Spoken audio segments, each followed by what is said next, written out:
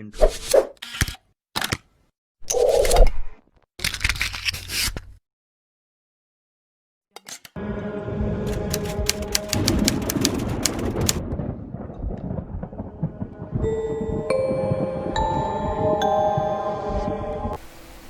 Assalamualaikum warahmatullahi wabarakatuh. Halo trainers, balik lagi di Net Note.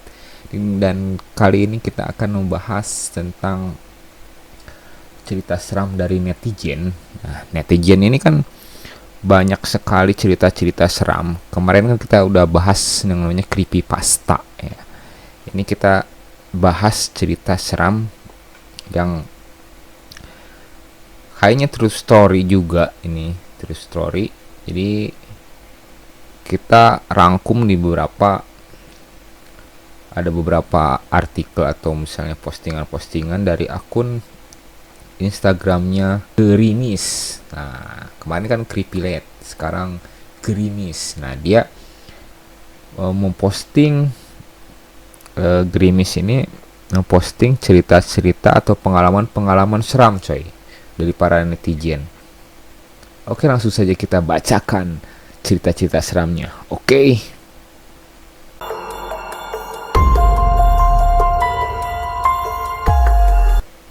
Cerita yang pertama coy, ada judulnya mimpi basah. Ngeri. Ini mimpi basah. Maksudnya gimana nih? Apa mimpi enak-enak? Oke, langsung saja. Jir, gue pernah ngimpi serem banget pas SMA dulu. Ceritanya gue sama teman-teman lagi main bola di lapangan sore-sore. Pas maghrib kita udahan, tapi masih duduk-duduk bercanda. Bercandanya jorok. Apa gara-gara itu ya? Biasa kan anak remaja, cowok-cowok ya ngomonginnya gitu dah. Nih ceritanya ada tongkrongan gitu lagi main bola di lapangan. Gue kelepasan ngomong bercanda. Gue bilang meskipun udah capek main bola, kalau disodorin cewek seksi buat berhubungan badan, sini di lapangan aja sekalian, gue masih kuat. Sumbar ceritanya coy. Walaupun dia udah capek main bola, dia masih bisa layanin kalaupun cewek seksi katanya. Walaupun dia udah capek katanya. Intinya gitu, kalau nggak salah gua ngomongnya. Yang lain ketawa, terus kita jadi ngomongin cewek-cewek cantik di kelas. Padahal muka kita mah dekil jelek, makanya cuma bisa ngomongin doang. Hahaha. Lama tuh kita bercanda jorok-jorok, baru akhirnya pulang ke rumah masing-masing karena udah pada lapar. Abis itu ya biasa aja. Gue sempet nonton TV sama adik gue di ruang tengah. Bapak sama ibu ngobrol di meja makan. Gue juga sempet baca-baca komik di kamar sampai ketiduran. Ya, biasa aja coy, channelnya belum ada hal-hal yang ganjil gitu coy. Pas ketiduran itulah gue mimpi. Gue masih inget banget mimpinya. Gue jalan sama cewek cantik banget. Habis pergi nonton, malah dia yang nganterin gue balik. Habis nonton, cewek cantik, terus dia dianterin balik. Ngeri coy. Tapi sebelum nyampe rumah, dia ngajak berhenti dulu di lapangan bola komplek gue. Sampai sana, doi tiba-tiba buka baju dan gue mulai turn on. Aceng coy. Tapi tiba-tiba pas sudah kebuka semua, ceweknya berubah bro. Rambutnya mendadak kusut.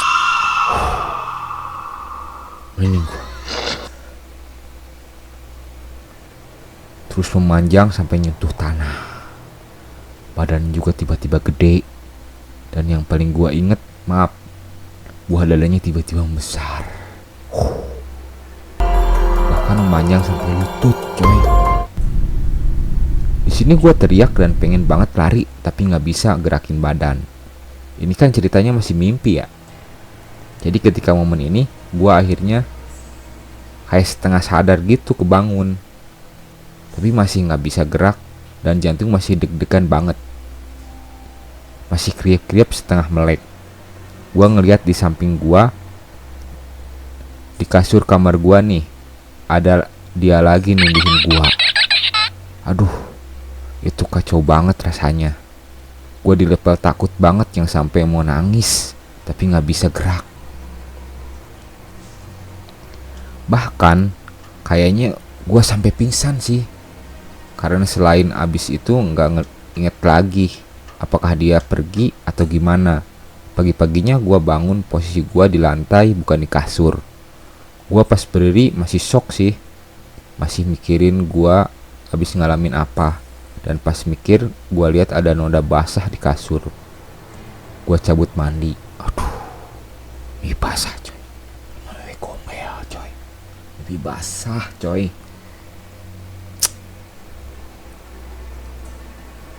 Habis itu langsung OTW sekolah. Di sekolahan gue ceritain, ternyata gue doang yang ngalamin coy. Ya mungkin dia yang sesumbar itu coy, karena yang lain ya cuma ngomongin yang biasa-biasa aja. Akhirnya ada kali tuh 2 bulan kita nggak main bola di lapangan itu,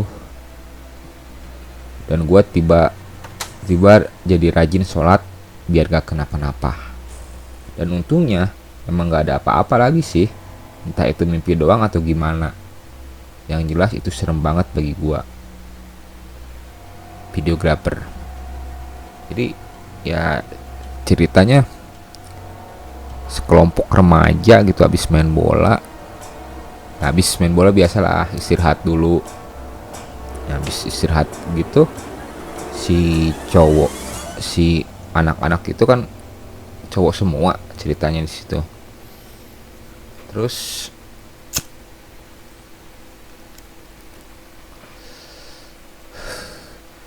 si anak-anak itu pada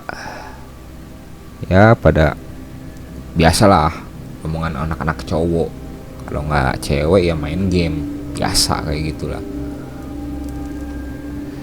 Nah itu dia ngomongin hal-hal jorok coy, ngomongin biasalah ciwi-ciwi gitu, ukti coy.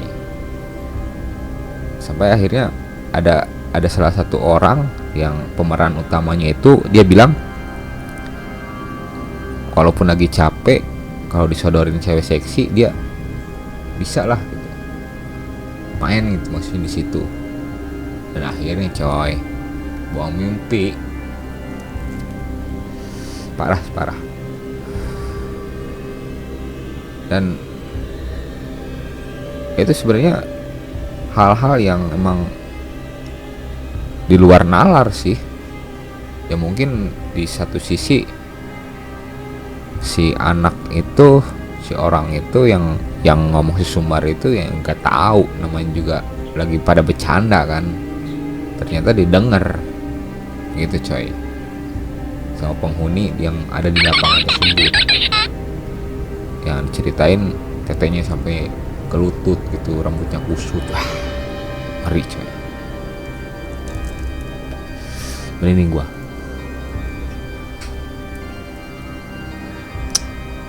Dan akhirnya diceritain ke teman-temannya, sampai beberapa bulan dia sampai nggak pada main bola lagi.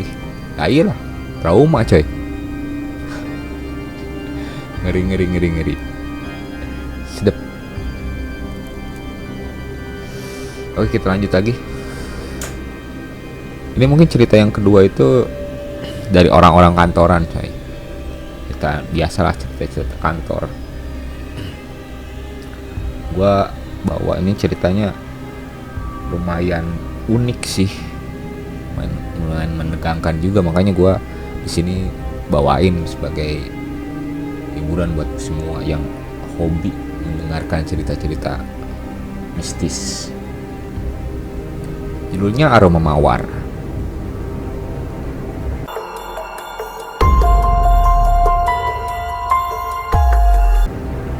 Habis pikir sih, di era teknologi canggih seperti sekarang, hal-hal gaib masih ada aja kejadian. Saya kerja di kawasan bisnis Jakarta Selatan, di salah satu gedung perkantoran yang modern dan megah. Gedungnya ramai dengan berbagai korporasi besar, lokal dan internasional, latar belakang industrinya pun beragam. Nah, jadi ceritanya ada seseorang yang bekerja di suatu perkantoran di daerah Jakarta Selatan, di gedung-gedung perkantoran yang modern dan megah itu. Dia ceritanya baru pertama kali kerja gitu, Cek. Oke, kita lanjut aja nih. Ada perusahaan finansial, pertambangan, fintech, hukum, asuransi, macam-macam pokoknya. Orangnya pun kebanyakan wangi-wangi, rapih, terlihat berasal dari kalangan menengah ke atas. Tahun ini adalah tahun pertama saya berada di kantor ini, dan sudah banyak sekali saya mengalami suka duka di sini. Nah, ini coy, tahun pertamanya dia untuk kerja di perkantoran tersebut, coy. Oke lah, belum tegang nih. Dan di antara suka duka itu ada juga pengalaman mencekam, coy. Wah, di hari-hari awal saya masuk, seperti biasa saya dibawa HRD untuk berkenalan dengan yang lain. Biasalah anak baru. Salah satu kalimat sambutan dari rekan sejawat adalah, kalau bisa lo di sini jangan sampai lembur. Kalau bisa kerjain di rumah kerjaannya, mending lo bawa pulang aja. Oh, jadi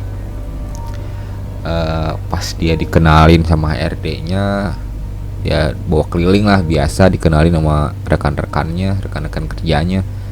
Terus ada yang bilang kalau kerjaannya jangan sampai dibikin lembur, dan kalau bisa kerjaannya bawa aja ke rumah, jangan sampai lembur di kantor. Ya, seperti itulah kurang lebihnya. Tadinya saya pikir mereka bersikap perhatian ke saya sebagai orang baru, jaga kesehatan, jangan lembur. Ternyata setelah beberapa minggu di sana, baru saya sadar ada makna lain di balik pesan itu. Awal kecurigaan saya berawal dari minggu pertama di ruangan kantor. Divisi saya diletakkan di satu area dekat jendela. Oh, yang mungkin awalnya dia itu mengira bahwa teman-teman perhatian banget nih, care banget sama dia, biar dia jaga kesehatan. Mungkin maksudnya seperti itu, pikirannya dia. Cuma ada hal-hal yang tidak bisa diterima oleh nalar, coy. Seperti itu. Jadi ya dia nggak bisa diungkapkan gitu. Seperti kantor modern pada umumnya, kami bertujuh hanya dipisahin oleh partisi. Ya biasa, sekat-sekat di perkantoran biasa gitu, coy. Hanya bos yang mendapatkan ruang khusus. Hari itu kebetulan saya pulang terakhir. Sempat rekan sebelah mengingatkan, pulang Cak, jangan lembur. Tapi saya pikir kondisi jalanan juga masih macet, lebih baik diselesaikan di kantor dulu. Jadi hari itu kerjaan dia mungkin agak menumpuk dan dia berpikiran, jalanan juga masih macet. Biasalah Jakarta, kalaupun dia pulang pasti kejebak macet. Ya udah kerjain aja di kantor. Dia kan belum tahu gitu, anak baru. Hari mulai semakin malam. Akhirnya hanya tersisa 2 orang di ruangan itu, saya dan Pak. Nah ini dirahasiakan namanya ya. Beliau duduk di area kanan, letak divisi keuangan. Ketika kerjaan sudah beres, saya pamit melambaikan tangan ke beliau. Tapi beliau acuh. Ya sudah, pikir saya, mungkin lagi fokus ke kerjaan. Besok paginya kebetulan saya pesan sama beliau di Starbucks, antri kopi. Jadi ceritanya orang-orang itu tersisa cuma 2 doang. Si Pak itu yang dirahasiakan namanya sama dia, coy. Tapi pas dia pulang ya udah, Pak duluan Pak, biasalah anak baru. Tapi dia yang si Pak itu, yang orang yang dirahasiakan namanya itu, cuma diem aja gitu, nggak ada reaksi gitu, tetap fokus aja sama dia, sama kerjaannya. Ya, akhirnya dia pulang aja. Nah, terus pas paginya dia lagi ngantri di Starbucks, dia papasan sama orang tersebut. Oke, next. Kemarin lembur ngerjain apa Pak? Maksudnya bertanya basa-basi, malah jadi panjang urusannya. Ternyata beliau kemarin pulang tepat waktu bersama yang lain. Sedangkan saya bersikeras bahwa beliau masih ada dan bekerja di meja sampai larut. Mungkin itu perkenalan aja karena kamu baru, kata beliau mengakhiri obrolan kami. Ya, jadi ceritanya dia basa-basi doang nih. Kemarin lembur ngerjain apa Pak? Nah, cuma obrolan gitu doang. Maksudnya bertanya ya basa-basi biasa lah. Kemarin kan cuma ada 2 orang doang, dia sama si bapak itu. Nah, pas di Starbucks, pas ngantri beli kopi, dia nanya, kemarin lembur ngerjain apa Pak? Gitu. Maksudnya bertanya basa-basi.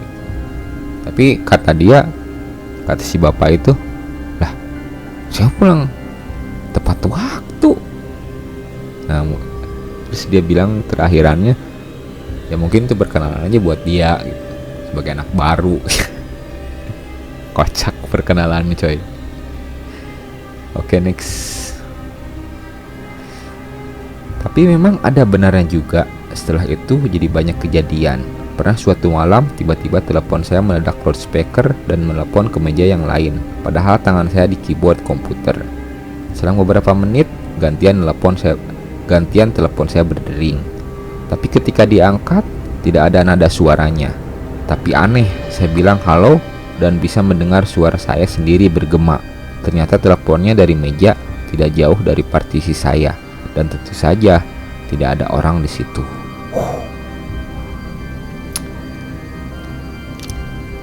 Jadi ceritanya dia nggak kapok nih buat lembur lagi. Dia kerja malam lagi coy ceritanya. Kerja malam lagi, tiba-tiba dia mendadak menelpon. Ada telepon gitu, telepon berdering. Di teleponnya dia itu telepon ke telepon lain, dan dia juga menerima telepon dari yang lain gitu. Ketika dia bilang halo, kedengeran suaranya. Ada gitu di beberapa partisi, nggak jauh dari meja dia gitu. Ya kapok nih. Aduh. Yang paling sial itu rekan sejawat saya. Kita lagi lembur berempat, tiba-tiba ada wangi mawar. Wanginya seperti air mawar botolan yang suka dijual di TPU. Air mawar lah, yang bisa dijual di botolan gitu buat nyekar. Kita semua mencium aroma itu, tapi nggak ada yang komen, cuma saling lirik aja. Udah sama-sama ngerti, lumayan lama bau itu beredar. Tiba-tiba kita semua merinding dan bergidik.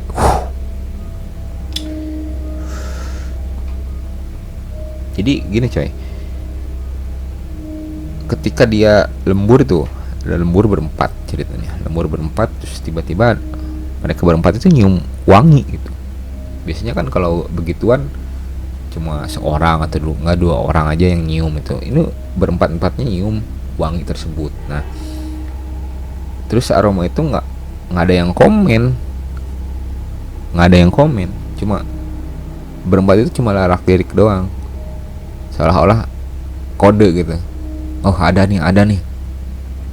Sama seperti gua pernah dulu waktu di pabrik lembur, bukan lembur itu, shift malam. Ya biasa lah, gua kerja.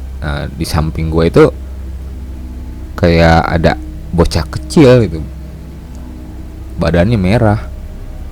Nah teman gue itu yang di depan Itu cuma bisa ngelirik doang ke gua itu.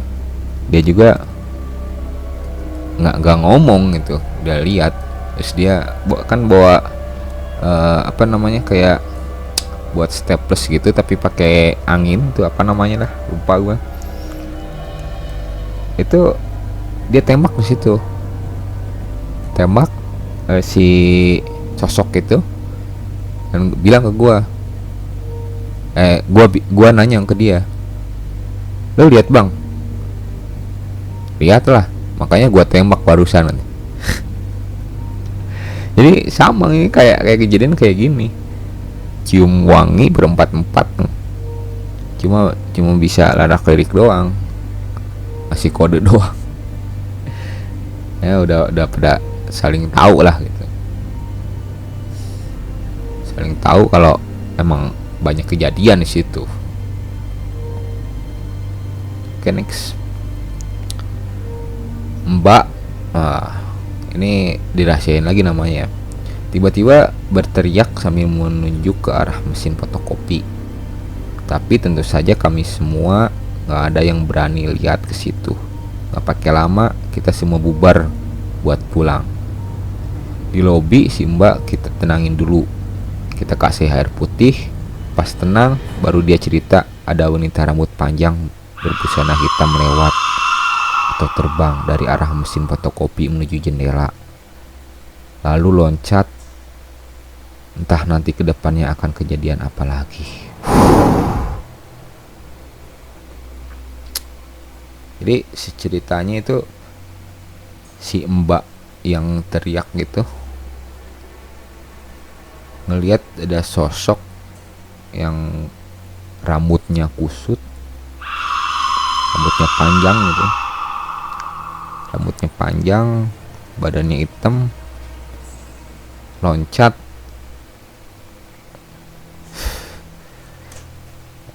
terbang ke arah mesin fotokopi menuju jendela, lalu loncat katanya.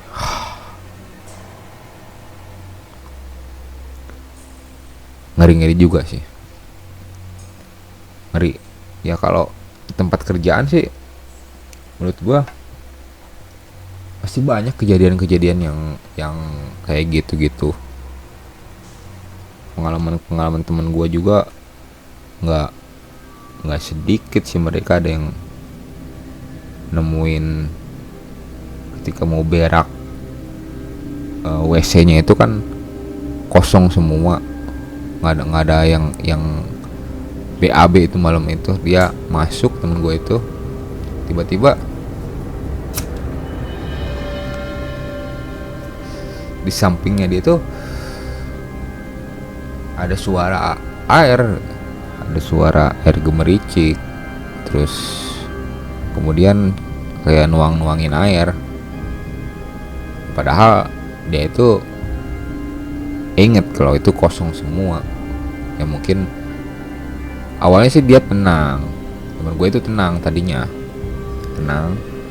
Nah pas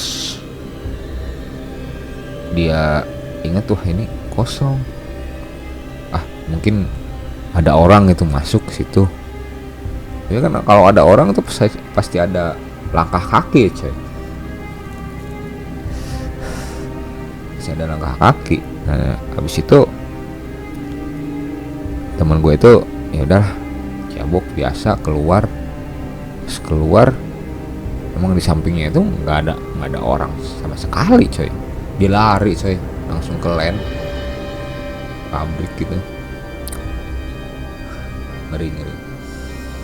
Oke coy, mungkin sajalah dari gua, cuma 2 itu dari akun Instagramnya _grimis. Jangan lupa lu follow juga akun Instagramnya _grimis. Di sana banyak sekali cerita-cerita misteri dari para netizen yang dikumpulkan oleh dia. Dan gue juga udah dapet izin, udah minta izin ke dia gitu untuk buat konten ini.